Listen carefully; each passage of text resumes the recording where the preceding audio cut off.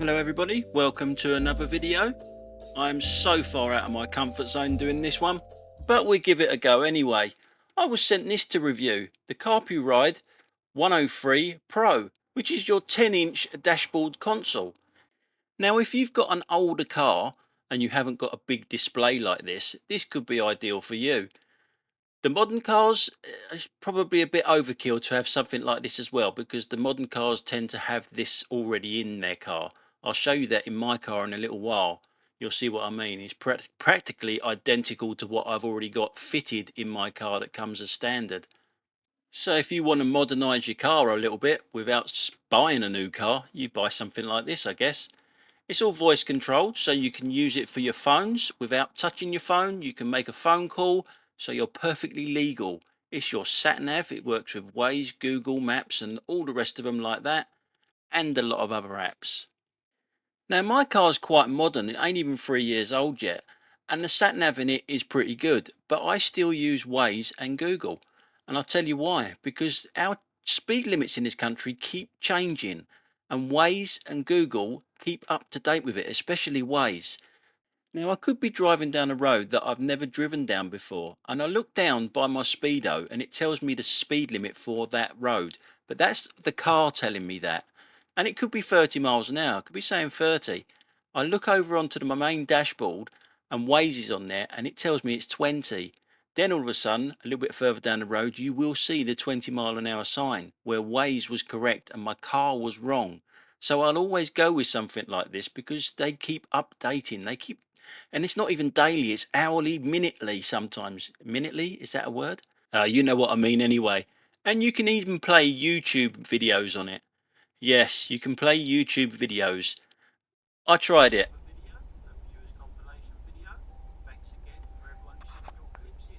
You don't want to listen to that guy. All he does is swear all the time.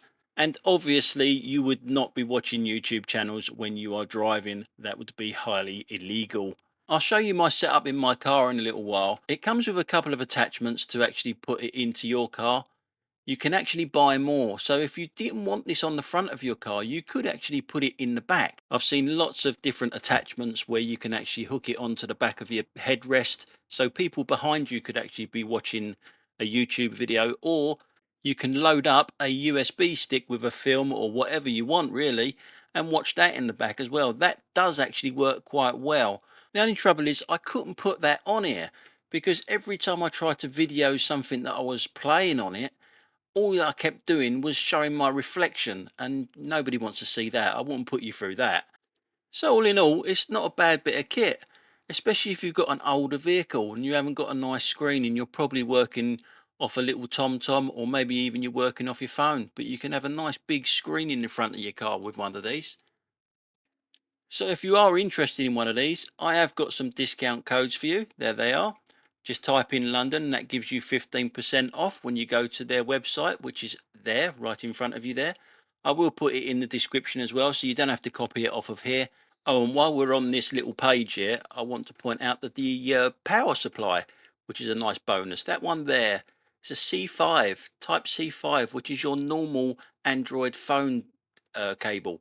So you don't even need the cigarette lighter plugged in if you don't want to. You can plug it into a USB straight into the unit. That's a nice little bonus. It makes it so much easier. And as you can see, you can have an external mic plugged in there, and there's an auxiliary cable. Now my car doesn't have an auxiliary socket. So here we are. This is it on my dining room table with an exercise mat over it. Quality, eh? You can hear me walking around. I've taken the plastic off without cutting my fingers, so I was well happy in doing that. So that's it spread out. That's everything there, and I'm showing you this because I will be giving this away at some stage. I've just got to work out how I'm going to give it away to one viewer, the same as the dash cam I did recently. I've no need for it, although it was a really nice piece of equipment. I just don't need it, so I will be giving that one away as well. I just don't know how I'm going to do it yet, what sort of competition I'm going to run for you guys to win it. So we're going to be shooting off to my car in a second so you can see my setup.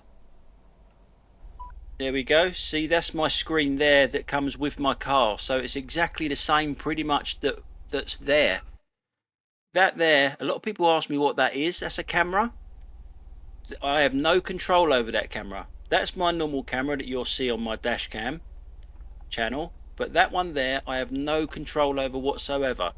It's all to do with insurance and everything else for the people that I'm buying the car off. In about a year and a half, when the car's mine, I can get rid of that, and I will probably move that one there to there, a little bit more central. Now, when I said earlier on about the speed limit that it shows in the car, it's there.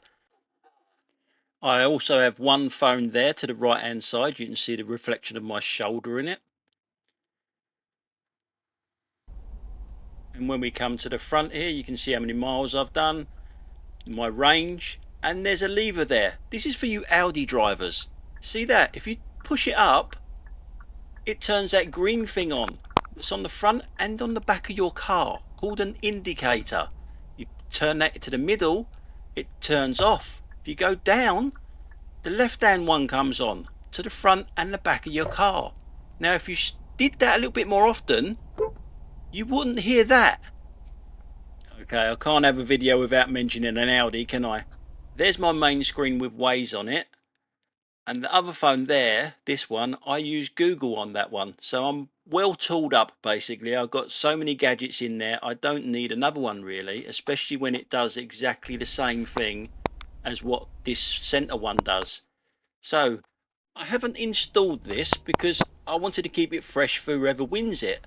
I haven't even unplugged the cigarette lighter. The lead that's powering it up is my phone lead, which I said earlier on is a real bonus for it to be such an easy lead to do. I will take the plastic off though, because I do want to see how responsive it is. Now, as we go to another camera now, you can see that I'm tinkering with it, and I'm about to throw it out the window, as well as my phone, because it's not connecting up. It wasn't the unit's fault, it wasn't my phone's fault. Everything is, well, it's my fault. Everything is connected to my car, so my iPhone is connected to the car, so it can't be connected to that at the same time, i.e. wireless and everything else, so they were interfering with each other. So now I've got my iPhone there, and I was trying to show the other camera how easy it was to actually fit up, and it wasn't, because I made a mistake of actually having it already connected to my car. So what I did, instead of disconnecting everything that was connected to my car, i.e. the phone, the iPhone that is, I got my Android phone out and tried to connect it with that, and it was a doddle. It really was so simple, and it should have been that easy with the iPhone, and it would be that easy with the iPhone if I wasn't so stupid and realized earlier that it was connected to the car, and that's what was stopping it. So I'm still tinkering, I'm still trying to get it to work on the iPhone. I haven't figured it out yet. But remarkably, I haven't swore once, and I haven't thrown it out the window. In the end, I figure out what's wrong, and I go to my Android phone, as I say. So I start the car up to see what the response time is, how quick it is to the car. Another schoolboy error, because straight away it goes straight into Waze and shows my address on the screen. It's a good job I wasn't doing it live. So I'm mirroring my phone at the moment. You can turn it sideways to get a bigger view. And there you can see Waze on the screen, and you can also just about see the bottom one as well. I've got Waze going twice, one on the Android and one on the iPhone. Now the trouble is with my Android phone is I've got nothing on it. I use it just for work and work only, so that I've hardly got any apps or anything on there. So it's not a true reflection of how many apps that you can actually put on this device. As you can see, there's hardly any. And most of them come with a phone anyway.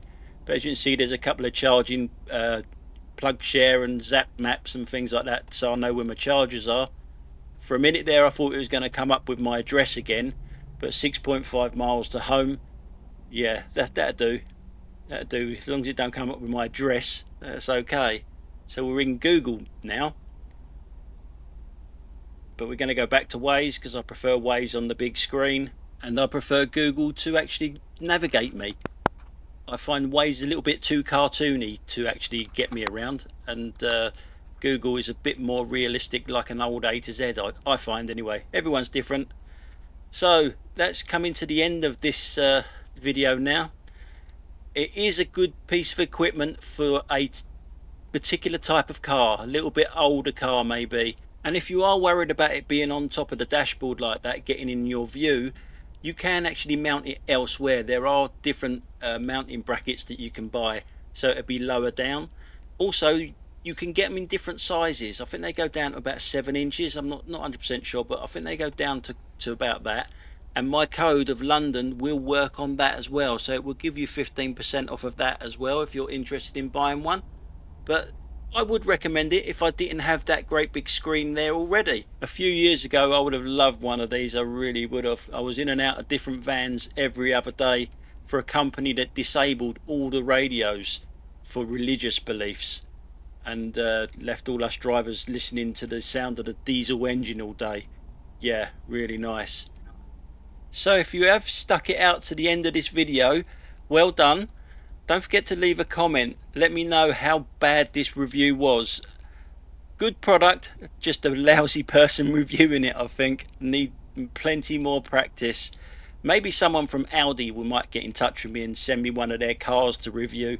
You never know. Always hopeful of that.